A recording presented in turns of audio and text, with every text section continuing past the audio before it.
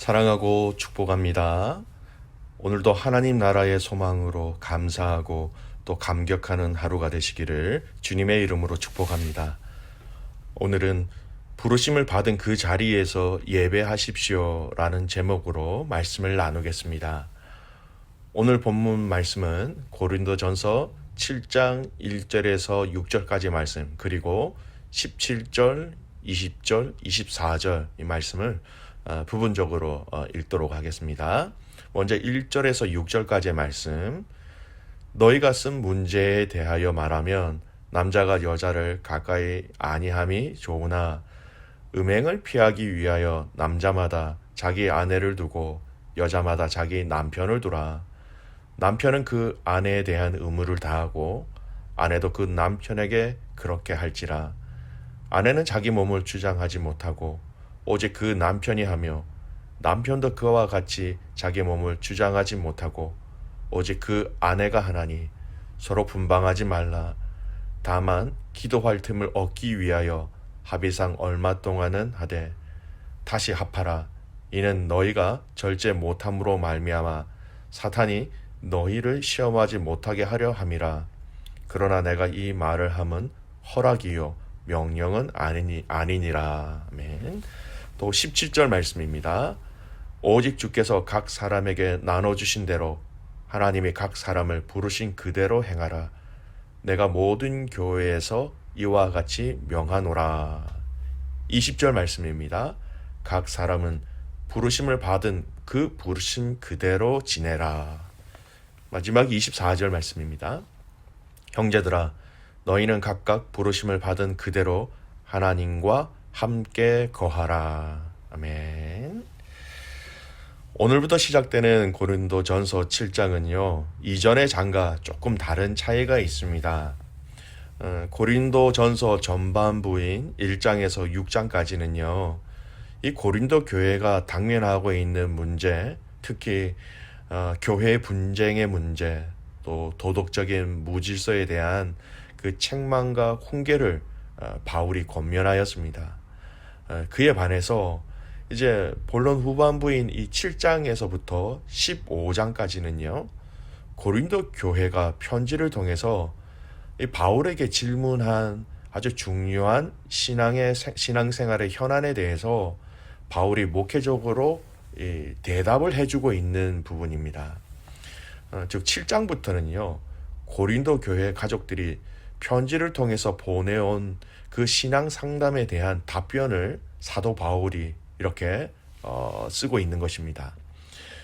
여러분, 여기서 바울은 결혼, 우상 제물의 취식, 공적 예배, 부활 등의 문제를 차례로 다루고 있는데, 이 7장은 그중 첫 번째 문제로서 결혼에 관한 포괄적인 문제를 다루고 있습니다. 여러분, 이 배경을 기억하시면서 첫 번째 고린도 교회 가족들이 가지고 있었던 그 첫 번째 신앙 상담의 내용인 이 결혼에 대해서 먼저 알아보도록 하겠습니다. 여러분, 고린도 도시의 성적 타락, 음란의 문제는 자연스럽게 교회에 흘러 들어와서 영향을 주었지요. 근데 한 가지 더 중요한 곳에 영향을 주었다는 것은 우리는 알 수 있어야 합니다. 바로 거기가 어디냐면 가정이라는 것입니다. 고린도라는 이 도시의 음란, 그 타락은요, 결국 가정에 대한 파괴와 무너짐으로 이어질 수밖에 없는 것이죠. 오늘 이 가정을 세우는 첫 과정인 결혼에 대한 이 고린도 교회 가족들의 질문과 또 이 질문에 대한 바울의 대답은요, 이 도시의 타락과 부족함 속에서 어떻게 우리의 가정을 거룩하게 지켜놔야 하는가 하는 그 질문에 대한 답을 결혼이라는 것을 통하여서 우리에게 자세하게 설명하고 있습니다. 여러분, 이 고린도 교회 안에, 특별히 가정 안에, 특별히 가정을 시작하게 세우는 이 결혼에 영향을 준 것이 두 가지가 있습니다. 그러니까 고린도 교회 가족들이 결혼에 대해서 고민하게 된 그 원인이라는 것이죠. 한 가지는 먼저 말씀드린 대로 그 도시의 성적 타락이었습니다. 또 한 가지는요, 그 당시 잘못된 이단의 영향, 어제 말씀드렸지요. 영지주의 때문입니다. 여러분, 결혼 문제에 대해서 질문한 데에는 이런 배경이 있는 것이죠. 당시 고린도 사람들은 일반적으로 육체는 추하고 악하고 영혼만 순수하다라는 것을 가르치는 이 헬라의 그 이원론적인 철학 사상, 바로 영지주의라고 말씀드렸죠. 이 영지주의의 폐단을 그대로 받아들였기 때문에 결혼에 대한 심각한 고민이 있었습니다. 자, 어떤 부분이냐? 육체는 악하다라고 이야기하고 있는 이 영지주의의 그 가르침을 받아들이게 되면, 그러면 육체는 악하기 때문에 어떻게 사용해도 상관이 없다라는 것입니다. 내 영만 깨끗하면 되기 때문에. 그래서 육체의 본능이나 유욕을 충분히 만족시키는 것은 결코 나쁜 것이 아니라고 생각하였지요. 또 다른 반면은 이것을 받아들이지 않는 것입니다. 육체와 그 본능은 악한 것이기 때문에 영혼의 순수성을 보존하기 위해서 육체를 억압해야 하고, 육체가 지닌 본능 또 욕망, 이 모든 것을 다 부정하게 해야 된다는 것이에요. 그래서 전자의 사람들, 이걸 받아들인 사람들은 유욕을 충분히 만족시켜도 된다라는 사람들이었습니다. 그러니까 음행, 방탕을 마음껏 누리고 일삼았고요. 그러다 보면 여러분, 결혼, 이혼은 아주 꺼리낌이 없는 것이 되었지요. 이런 이단적인 가치관에 물들었다면 여러분, 결코 아름답고 건강한 결혼 생활은 절대 이루어질 수 없는 것입니다. 반면 후자의 사람들, 이것을 받아들이지 않는 사람들은 육을 죽여야지요. 이 육이 악하기 때문에 내 안에 뿌리내지 않도록, 육이 즐거워지는 것을 막을 수 있도록 모든 것을 금하는 것입니다. 여러분, 이들은요 실제로 음식을 풍성히 먹지도 않았습니다. 여러분, 잠도 푹 자지 않았고요.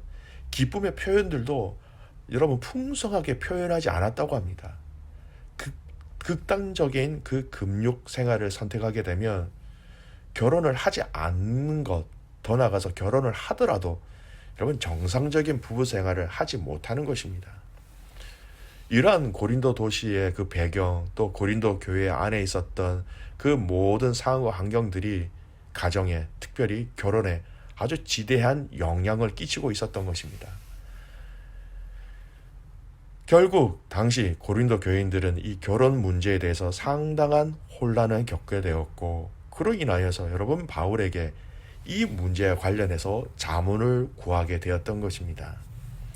여러분, 우리가 교회를 든든히 세우기 위해서는 우리 개인 한 사람 한 사람이 든든히 서야지요.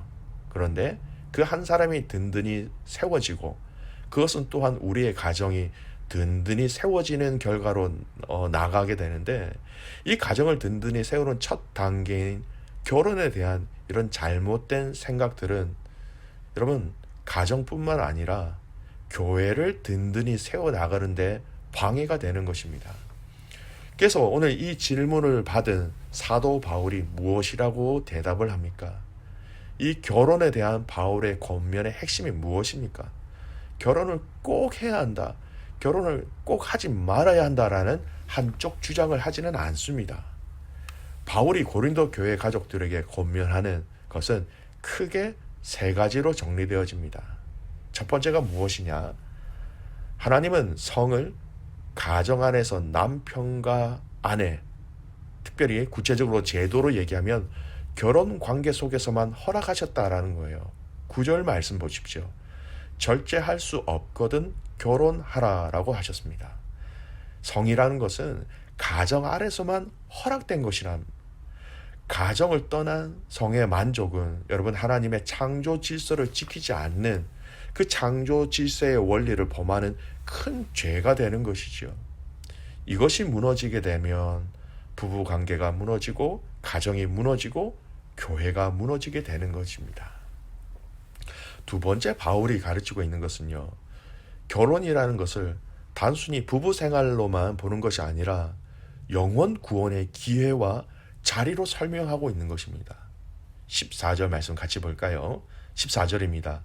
믿지 아니하는 남편이 아내로 말미암아 거룩하게 되고, 믿지 아니하는 아내가 남편으로 말미암아 거룩하게 되나니 그렇지 아니하면 너희 자녀도 깨끗하지 못하니라. 그러나 이제 거룩하니라.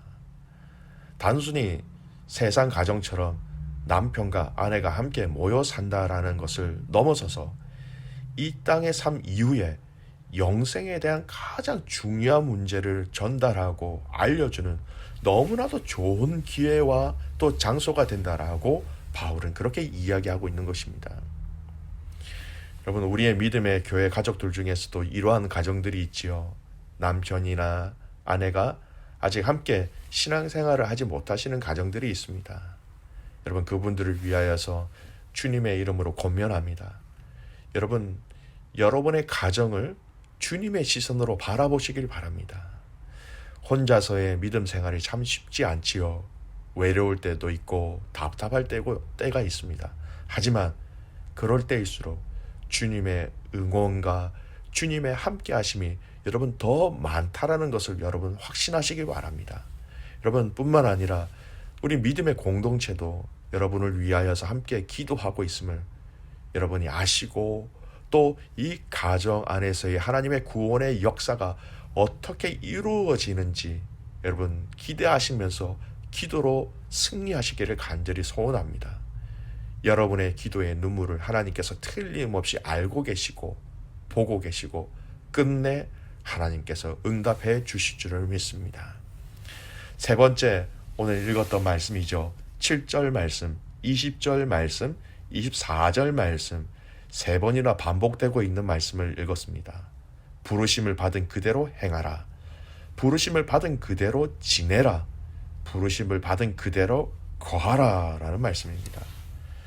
각 사람이 부르심을 받은 그대로 행하라 라는 이 말씀은요, 결혼에 관한 교훈을 하고 있는 이 전체 문맥상으로 볼 때 성도가 혼인을 한든 미혼인 상태든 혹은 불신 배우자와 혼인한 상태이든 간에 그 상황을 그냥 인위적으로 바꾸려고 하는 것이 아니라 그 처지와 상황을 초월해서 또 초연하여서 하나님을 인정하고 하나님을 섬기는 자가 되라라는 권면인 것입니다.